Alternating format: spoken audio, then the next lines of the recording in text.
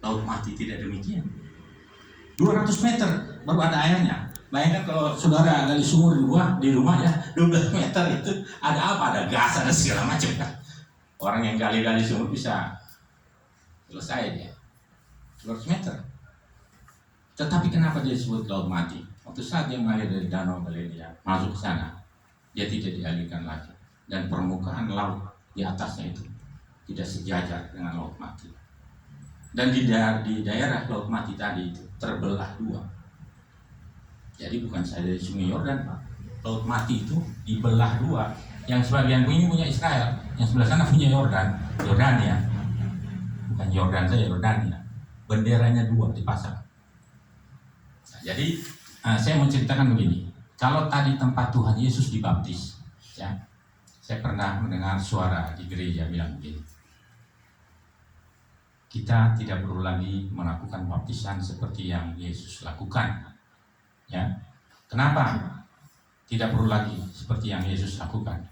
Karena di Sungai Yordan itu airnya sudah semata kaki. Bayangkan semata kaki itu hanya di sini loh. Ini hamba Tuhan yang sampaikan di mimbar disampaikan. Waktu itu saat itu saya bilang, iya benar juga ya. Kalau kita bahas di Yordan itu, bagaimana airnya semata kaki? Jentol-jentol kita punya kepala nanti jadinya ya. Ya kan? Itu adalah pemikiran. Tapi saudara, kalau saudara ke sana dikasih kesempatan, saya tanya Pak Ruli sampai nggak di sana? Supaya apa yang saya ceritakan itu bisa dikatakan iya amin Pak, benar Pak. Itu kalau ada istri saya pasti dia akan bilang, ya bukan nggak datang di sana lagi. Nah artinya apa? Jangan hanya percaya, tapi kita harus punya iman. Sebab kalau saya ceritanya itu bisa jadi 12 tadi ya, 12 pengintai. 10 ceritanya begini, hanya 2 cerita yang benar. Bisa terjadi seperti itu. Air Sungai Yordan sampai saat ini, kalau saudara lihat di YouTube yang seperti yang saya lihat itu, airnya tidak semata kaki sampai saat ini. Karena apa? Tuhan menjaga itu supaya apa yang Tuhan sudah lakukan di Sungai Yordan itu sampai hari ini kalau kita lihat itu bisa terjadi kalau kita mau. Nah, saya cerita mengenainya, nanti kita kembali ke masalah Yesus dibaptis ini. Waktu saya sampai di tempat itu, ya sebenarnya ini cerita yang sebenarnya. Waktu itu sebenarnya kita nggak sampai ke situ juga, karena itu bukan bagian dari yang dijanjikan oleh biro perjalanan ini. Tetapi karena kita kecepatan sampai di Laut Mati, kita harusnya waktunya sekian, bulan apa kita, akhirnya ada satu hari di mana kalau kita nggak jalan-jalan nganggur, ya kan? Karena cepat ini waktu kita ini terlalu cepat sampai ke Qumran sana kita pergi, ya lihat bagaimana ayat-ayat firman Tuhan itu ya, itu ditemukan di sana.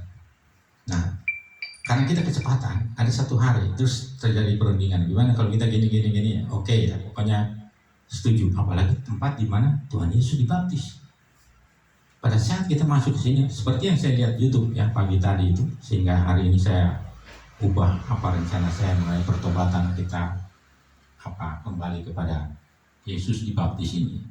Di tempat itu waktu saya lihat aktivitas yang terjadi di sana, ada orang yang di tempat itu dan dia belum dibaptis, dia mau dibaptis di situ, ya. Tetapi saya lihat ini masih ada warna dari gereja-gereja yang, ya saya nggak bilang itu salah atau benar, tapi saya melihat apa adanya saja ya. Jadi ada yang mereka hanya menimba air Sungai Yordan itu, dan orang yang mau dibaptis itu cukup diambil, diteteskan di dalam tangan hamba Tuhan itu, lalu ditaruh. Sungai Yordan sudah dari depan, tapi airnya saja yang diambil. Satu botol aqua taruh di tangan, dan dia menyebut nama sama dengan yang Tuhan perintahkan. Dibaptis dalam nama Bapa, Putra, dan Roh Kudus. Ya, jadi saya tidak mau mengatakan ini benar enggak. Saya melihat apa adanya saya ceritakan ya. Nah ada juga yang punya cara, dia harus turun ke bawah. Nah itu yang tempat saya lihat tadi pagi itu. Buat tempat yang ke bawah itu masih ada tuh, jalan yang ke bawah itu masih ada. Turun ada itunya, tangga-tangganya sampai di bawah. Satu orang hamba Tuhan dan dia melayani orang yang akan dibaptis ini, dan dengan caranya dia berlutut, berenang sampai airnya di bawah, di atas kepalanya. Setelah itu dia dibangkitkan kembali. Ya, itu cara yang kedua. Cara yang ketiga, hamba Tuhannya di sini, asistennya di sebelah. Orang yang akan dibaptis lewat di sini. Ya, dengan catatan nanti yang di sebelah sini saya lihat benar-benar ini caranya. Dia pegang di sininya, kan dia pakai jubah kan, jadi orang yang baptis pakai jubah. Tarik di sini. Nah, sedangkan hamba Tuhan ini yang pakai jubah itu ditarik begini, kakinya ditarik ini gimana ditarik ya. Nah, setelah itu apa yang terjadi ya? Dibaptis gini-gini pakai nama, lalu dia dibenamkan, dia ditidurkan, setelah itu dibangkitkan kembali. Nah, kalau dia berjalan, ada terjadi manifestasi terhadap orang-orang yang baru dibaptis. Kita lihat tadi waktu Tuhan Yesus dibaptis keluar dari air, apa yang terjadi? Nah, Roh Kudus turun seperti apa yang dikatakan? Inilah aku yang kukasih. Suaranya dari mana? Surga. Surga. Berarti kita tahu kan surga adanya di mana? Kan dia terbelah. Surga bukan di bawah sini, Pak. Bukan lagi telapak kaki ibu, bukan. Saya bukan ini ya. Tapi jelas surga itu di atas. Sana, ya. Sehingga terdengar suara di surga. Ada hal yang kita pelajari tadi. Waktu Tuhan Yesus dibaptis, waktu dia keluar dari air, ada apa? Roh langit terbuka, terkoyak. Roh Tuhan seperti burung merpati turun. Roh Tuhan seperti burung merpati turun kepadanya dan suara terdengar. Sekarang kita tanya, waktu murid-murid Tuhan itu suruh tinggal di Bethlehem, menunggu janji Bapa. Waktu mereka kepenuhan dengan Roh Kudus, apa yang terlihat pada mereka? Burung merpati kah? Lidah-lidah api. Kenapa nggak sama nih? Ya kan? Ini digambarkan Roh Kudus kepada Tuhan Yesus itu burung merpati. Kenapa kepada orang percaya lidah-lidah api? Ini nanti ada hubungannya dengan masalah terima anak darah. Ya, kita tahu lidah-lidah api itu apa. Sehingga kita harus tetap menyediakan minyak supaya lidah-lidah api itu tetap menyala. Itu untuk kita murid Tuhan. Kalau Tuhan tidak perlu itu, karena dia nanti kita baca di kitab Yohanes, dia itu akan membaptis kita dengan Roh Kudus. Karena itu kan tadi Yohanes sebenarnya menolak. Kamu yang baptis ayah. Karena inilah yang orang akan membaptis dengan Roh Kudus. Jadi kita berbahagia kalau kita sudah dibaptis dengan baptisan air. Saya nggak mau bilang ini baptisan ini salah, nggak. Itu haknya Tuhan. Tapi saya mau bilang berbahagia kita kalau kita sudah menikmati baptisan air. Kita harus lanjutkan kembali dengan baptisan Roh Kudus. Karena tidak sampai di situ saja. Perlu ini baptisan Roh Kudus. Siapa yang membaptis kita dengan Roh Kudus? Hanya Tuhan Yesus. Karena itu dia lambangnya bukan lidah api. Oh, kalau Tuhan Yesus lidah apinya gede, kita mau kecil-kecil aja, enggak gitu. Dia hanya Tuhan Yesus waktu mengajar murid-muridnya, dia bilang apa? Kita ini harus cerdik seperti apa? Tapi kita harus tulus.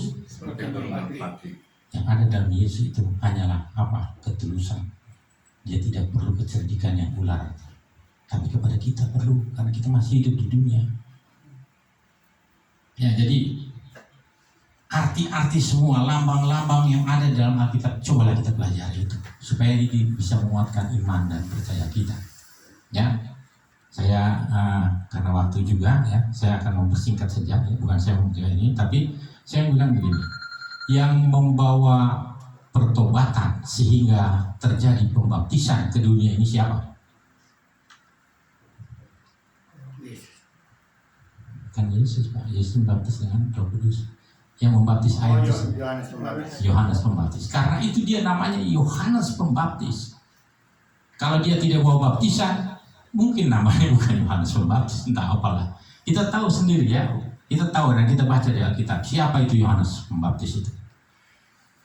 Ya, dia udah dijanjikan itu. Berbahaya engkau si mandul ya. Ada anaknya Sekaria, mamanya namanya Elisabeth ya. Berbahaya si mandul karena gini-gini dan sebagainya. Waktu itu papanya masuk ke ruang maha suci. Dia bertemu dengan Tuhan, pada tahun ini kamu akan dapat anak, tapi dia nggak percaya. Yang bicara di siapa? Gabriel, sama dengan yang bertemu dengan Maria. Karena engkau tidak percaya apa yang kukatakan, maka engkau bisu, dapat hukuman. Dia hanya bisa nulis namanya Yohanes kan. Itu cerita bagaimana tentang Yohanes lahir. Dan bahkan waktu saat Maria datang kepada Elisabeth, di situ apa?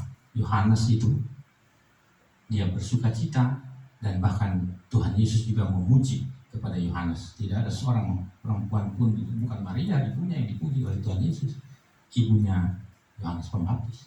Kenapa? Karena dia dalam kandungan ibu dia sudah penuh dengan Roh Kudus. Ada itu ya. Nah, kita akan belajar nanti mengenai Yohanes, sehingga kita akan belajar dari firman Tuhan ini secara seluruh kebenaran yang ada dalam yang Tuhan hendaki dalam kehidupan kita. Yohanes Pembaptis ini dipuji-puji oleh Tuhan.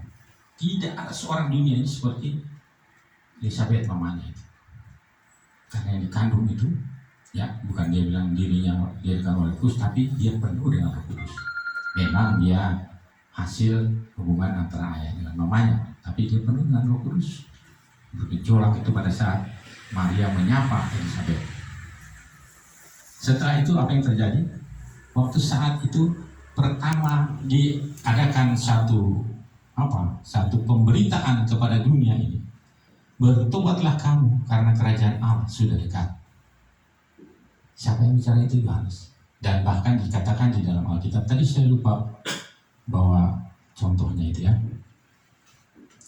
Yohanes memberitakan itu ya. Bahkan orang yang mau datang dibaptis juga ditolak, kayak kau keturunan ular beludak gitu ya. Itu orang datang ditolak sama dia. Tuhan Yesus juga pertama ditolak. Dan kita baca di Yohanes, dia sebenarnya tidak kenal gitu Tuhan Yesus pada mulanya. Tapi setelah dia mendengar suara yang mengutus dia, baru dia tahu bahwa Yesus ini yang sebenarnya yang diutus Allah untuk nanti dia membaptis dengan Roh Kudus. Ya. Jadi kita juga tahu akhir dari kehidupan Yohanes. Ini yang penting kita, ya, karena kita akan akhiri ini ya pertemuan kita kali ini. Yohanes begitu dipuja oleh Tuhan Yesus. Tuhan Yesus bukan memuja dia, menyembah dia, bukan, tapi mengagumi ya. Tetapi akhir dari kehidupannya kita tahu apa yang terjadi dari Yohanes. Dia ragu-ragu. Dia suruh muridnya tanya, apakah engkau atau kami harus menunggu orang yang lain? Lalu apa yang terjadi? Tuhan Yesus nggak jawab begini, ya inilah aku nih, Mesias. Atau dia bilang, aku ini bukan Mesias. Dia nggak bilang begitu. Dia cuma bilang apa? Kamu lihat, orang lumpuh berjalan, orang buta melihat, ya. Terus apa, orang kusta disembuhkan. Jadi lihat apa yang dikerjakan, apa yang Tuhan sudah buat itu. Lalu waktu dia begitu kembali kepadanya, dia belum bisa menjawab pertanyaan yang dia buat sendiri. Apakah dia bisa atau bukan?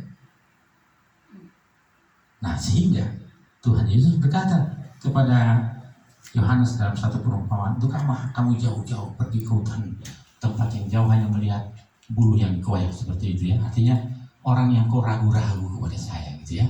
Dan satu ungkapan lagi yang sampai saat ini pasti akan berlaku. Yang terkecil dalam kerajaan sorga, dia lebih besar dari Yohanes. Saudara yakin gak sekarang kalau saudara tidak ragu-ragu dan saudara setia sampai mati, saudara akan lebih besar dari Yohanes? Padahal dia itu pembawa baptisan. Dia itu pesuruh Allah itu. Tetapi kenapa kita bisa? Karena kita tidak boleh ragu-ragu. Jadi jangan ragu-ragu kepada Yesus, itu adalah juru selamat kita. Amin. Tuhan kita, tidak boleh ragu-ragu. Apalagi kita menyangkali dia. Sekarang banyak orang menyangkali Tuhan. Bahkan hamba-hamba Tuhan yang akhirnya berjatuhan. Ya, tentunya kita tidak ingin seperti mereka yang sudah meninggalkan iman yang Tuhan berikan kepada kita sebagai suatu anugerah. Karena kita percaya kepada Yesus, itu anugerah terbesar dalam kehidupan kita. Jadi ada orang yang memang sejak lahir keluarganya itu sudah beriman kepada Tuhan, ya tinggal jatuh kepada kita. Seperti saya, contoh papa mama saya orang Kristen, ya, orang percaya, jadi jatuh kepada saya, itu pun juga anugerah gitu ya. Jangan menganggap bahwa dari sebab ada yang papa mamanya memang benar-benar ya sudah berjuang, tetapi anaknya meninggalkan Tuhan. Bahkan dia sendiri pun juga sudah menyerahkan di hidupnya kepada Tuhan, tapi dia meninggalkan Tuhan. Jadi itu berkatan Tuhan untuk orang-orang yang menyangkal dia itu apa? Barang siapa menyangkal aku, maka aku juga akan menyangkal dia di hadapan siapa? Di hadapan Bapa. Jadi kalau kita sudah berikan kasih karunia, kemarin saya dengar Pak David juga, saya jadi teringat kepada yang disebut dengan Hebrew Grace. Jadi jangan kebablasan kita dapat kasih karunia. Kita mau bikin sembarangan saja, tapi kita sudah dipilih sejak awal, maka kita pasti selamat. Hati-hati. Kalau Rasul Paulus bilang apa? Perjuangkanlah keselamatanmu. Jadi kita harus berjuang. Memang ini dikasih gratis.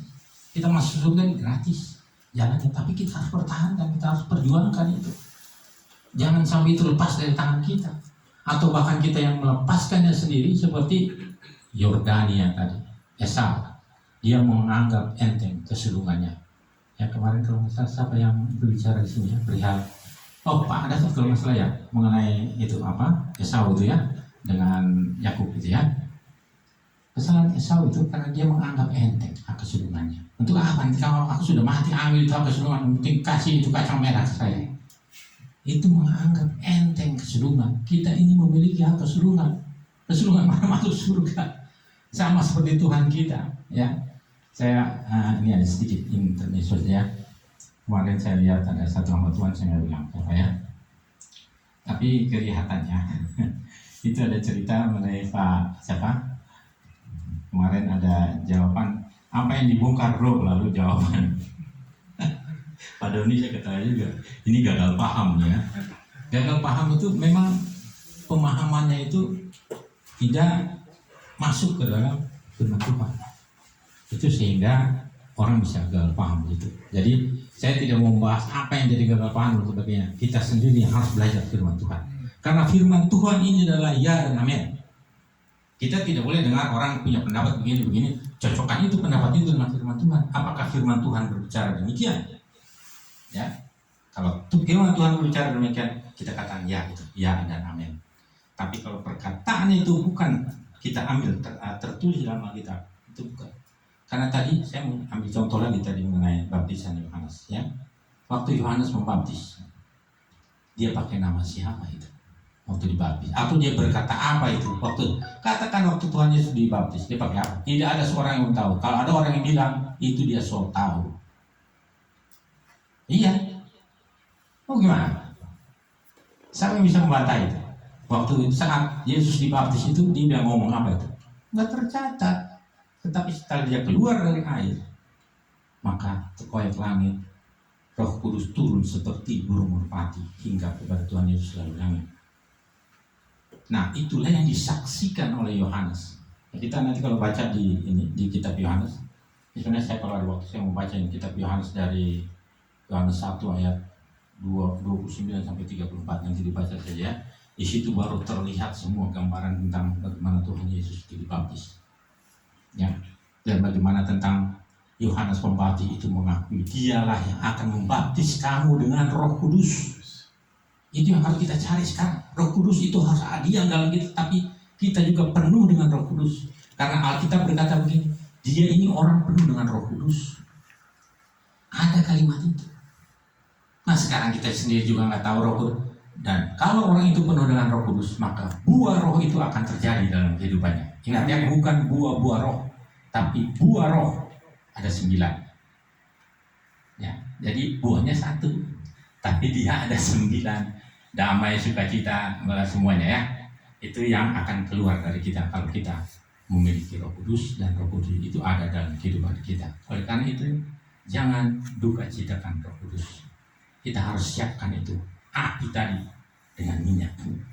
Baca firman Tuhan, renungi firman Tuhan, apa yang Tuhan katakan di dalam firman-Nya ikuti, ya. Jadi kalau apa yang Tuhan tidak katakan itu jangan ikuti. Tadi saya mau bilang pertobatan tadi ya. Itu ada salah satu contoh juga di Alkitab bilang begini, anak yang hilang. Begitu anak itu bela-bela gimana dia balik lagi ke bapaknya, langsung bapaknya menyambut dia dan sebagainya. Itu cerita mengenai anak yang hilang. Tapi kalau anak orang lain yang hilang, apakah orang itu mau bikin seperti itu? Tentunya tidak. Oke, terima kasih atas renungan kita pada malam hari ini.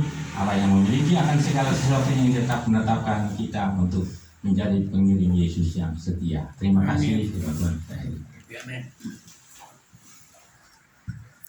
Oke, terima kasih kepada hambanya yang sudah memberikan firman Tuhan tentang baptisan. Jadi mungkin saya yakin di sini semua sudah dibaptis air ya. Sudah baptis air, mungkin ada yang belum dibaptis roh. Tanda-tandanya baptis roh itu yang terutama orangnya kalau sudah dibaptis roh itu segala perkara yang lama itu sudah dibuang gitu. Tapi kalau masih ada istilah lama masih di bawah itu belum dibaptis dalam roh.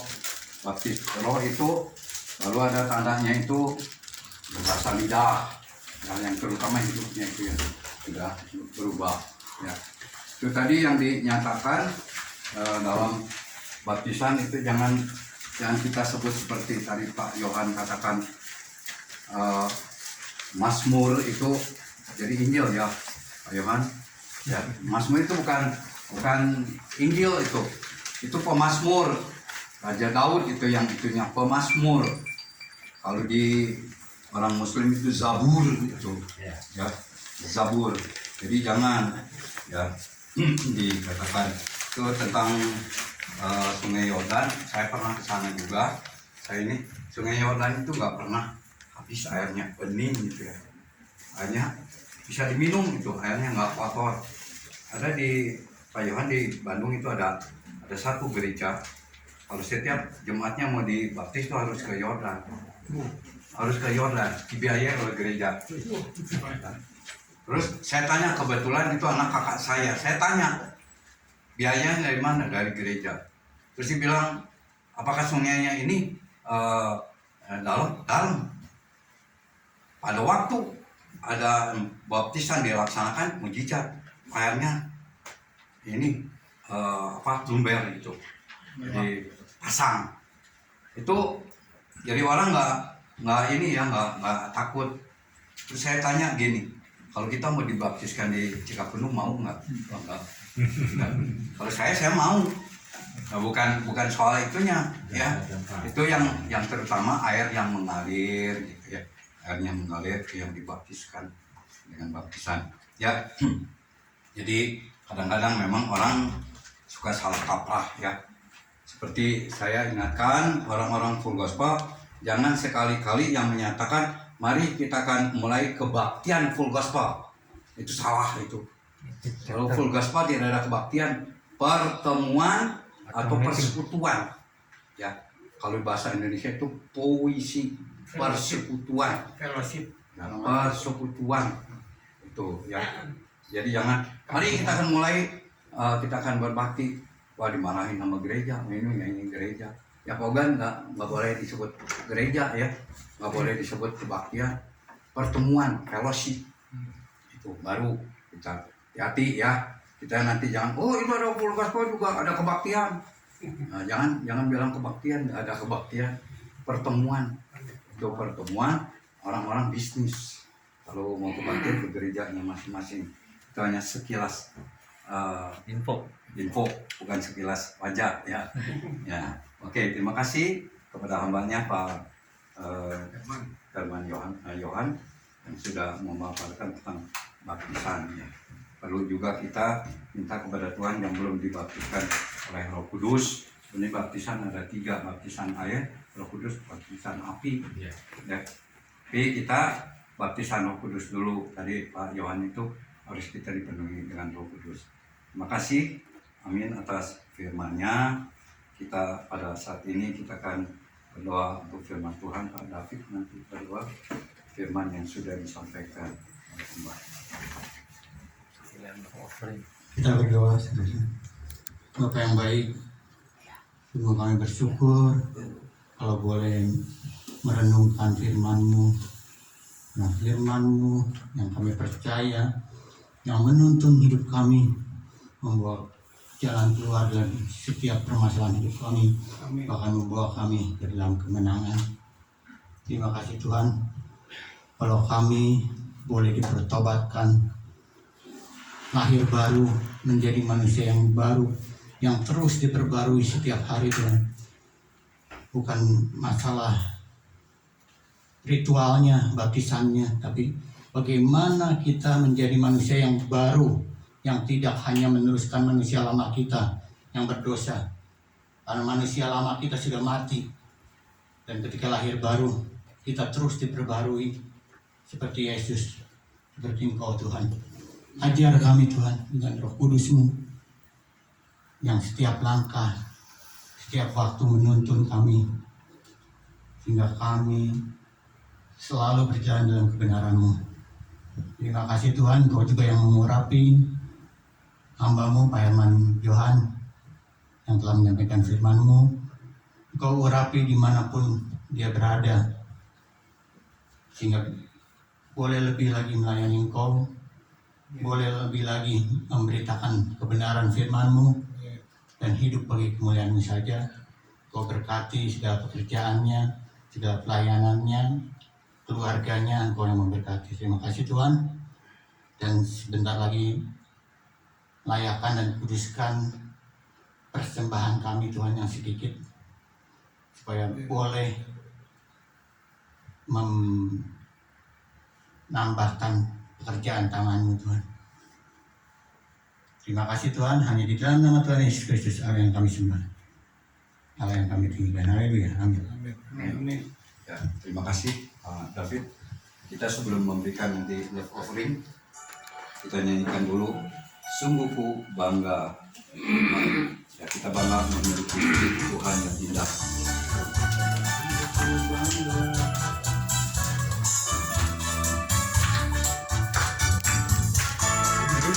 Bangga Bapa, punyalah seperti Engkau. Sungguh bangga atas segala kenolongan-Mu. Ingin aku hidup tetap teringat diri-Mu. Kami pun menyerahkan negeri-Ku berharap.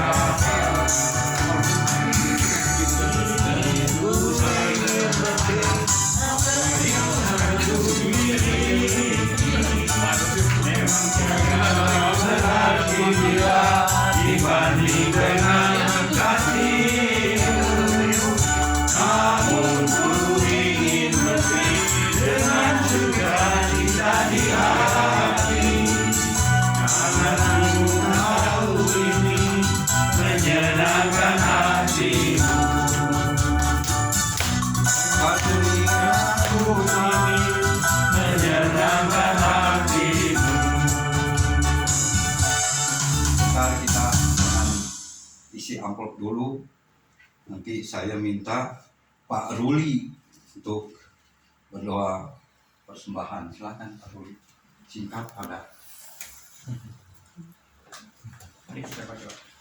Bapa di surga, terima kasih Bapa untuk kehidupan hari ini. Apapun persoalan yang Kau berikan hari ini, semoga hari ini dan seterusnya akan lebih baik dari hari yang kemarin.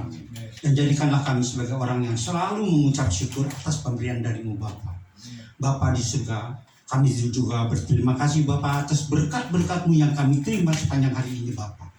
Dan atas berkat-berkat-Mu juga kami akan mengumpulkan persembahan kasih. Engkau boleh memberkati persembahan ini, dan Engkau boleh ganti menjadi 10, 60, bahkan 100 kali lipat. Doa ini kami panjatkan di dalam nama Tuhan Yesus Juru Selamat kami. Amin. Amin. Ya. Nanti tolong persembahannya boleh dikumpulkan. Artinya mungkin ada pengumuman nanti sebelum diakhiri pertemuan ini, Pak Ruli. Nanti pertemuan hari Jumat yang akan datang.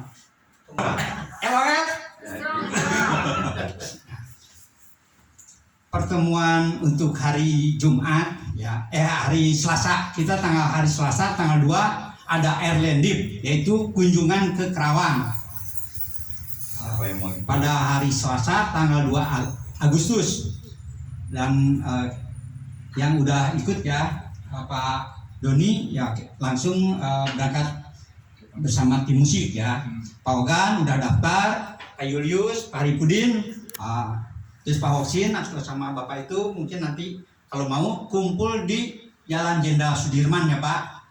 627. Jalan Jenderal Sudirman 627. Kita berangkat kumpul jam 3, kita berangkatnya jam 3 ya.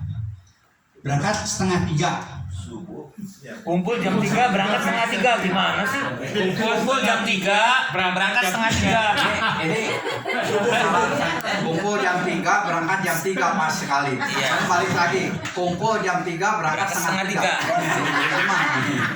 Mungkin kumpul jam 3, berangkat jam 3.15 mungkin gitu. Kumpul setengah 3 dan kita berangkat jam 3. Nah, benar. Ya. Sore apa subuh? Sore. Dan untuk hari Jumat kita ada juga fellowship ya, tetap rutin ya, dengan pembicaranya Pak Julius ya, Pak. Oh iya. Tempat Masih. mungkin bisa di Pawagan Pak. Jadi tempatnya di Pawagan Ya. untuk hari Jumat pertemuan Ya, fellowship. jangan lupa ya. Ya. Pak. Dan Agustus selanjutnya mungkin ada kunjungan kemana Pak? Tasik. Ke Tasik. Ke Tasik. Ke Tanggal Tasik itu tanggal 25. 26 ya Pak ya? 25. Ya. Nanti juga ada kunjungan juga ke Tasik tanggal 25 Agustus. Gabungan. Ya, Gabungan. itu saja pengumuman dari saya. Jangan lupa tanggal 2 Ke Agustus Kerawang. setengah 3 ke Kerawang. Ya. Kare mesin Jadi, Sore. jadi berarti 14.30 gitu ya. Jangan jam 3 nanti dianggap jam 3 subuh, setengah 3 subuh. Jadi 14.30 gitu ya. Jadi kita catat ya tanggal 2, tanggal 25 bulan 8. Lalu tanggal berapa itu pertemuan lagi Jumat itu ya dicatat di tempat program Jalan Jenderal Sudirman ya. Terima kasih Pak Rudi ya. Kita sebentar akan akhiri pertemuan ini. Nanti kita nyanyikan pujian yang terakhir, Jiwaku Merindukanmu. Kita nyanyi. Jiwaku merindukanmu, ya Allah yang hidup. Jiwaku haus kepadamu, ya Allah yang hidup. Jiwaku merindukanmu, merindukanmu, ya Allah yang hidup. Jiwaku haus kepadamu, ya Allah yang hidup. Ku bersyukur kepadamu, sumber pengharapanku, penolongku dan aku tiada yang seperti. Ku bersyukur kepadamu, sumber pengharapanku, penolongku dan aku tiada yang sepertimu, tiada yang sepertimu, tiada yang sepertimu, tiada yang sepertimu.